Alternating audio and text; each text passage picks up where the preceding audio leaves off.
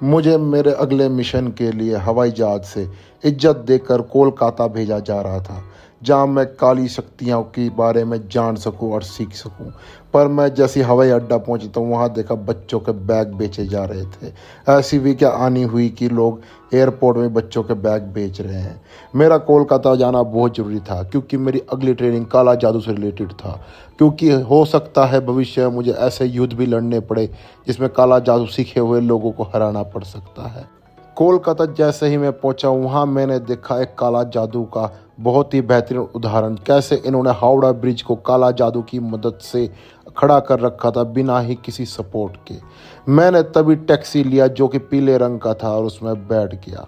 मैं टैक्सी में बैठ के जैसे ही चला तो उन्होंने बताया, दादा यहाँ पहुँच के आपको एकला चलना पड़ेगा।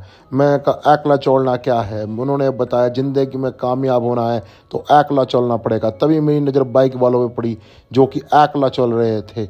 मैं चलता रहा तो आगे देखा कुछ लोग वहाँ पे एकला एकला पता नहीं किधर जा रहे थे। मैंने भी मनी मन ठान लिया था, आज तो मैं जो मर्जी हो जाए यहाँ से एकला चलने की और काला जादू की ट्रेनिंग लेकर ही जाऊँगा। सड़क पे देखा तो काफ़ी लोग एकला चल रहे थे, कोई एकला सो रहा था तो कोई एकला बाइक चला रहा था।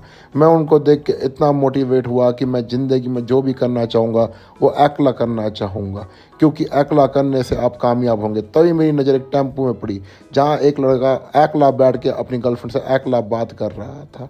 ये एकला चलना बहुत ही ज़्यादा मेरे लिए लगता है लाभदायक होएगा।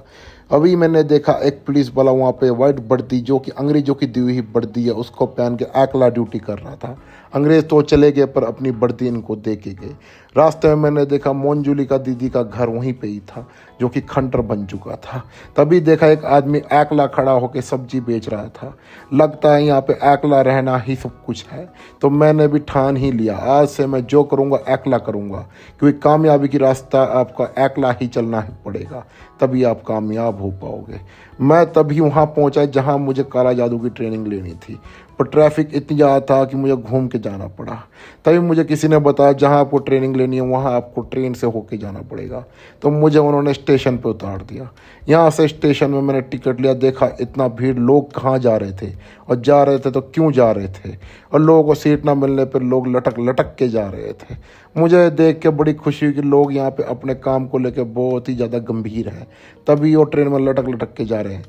तभी मेरी नज़र कुछ सरकारी अफसरों पे पड़ी जो ट्रेन की पटरी एकला बैठ के ठीक कर रहे थे।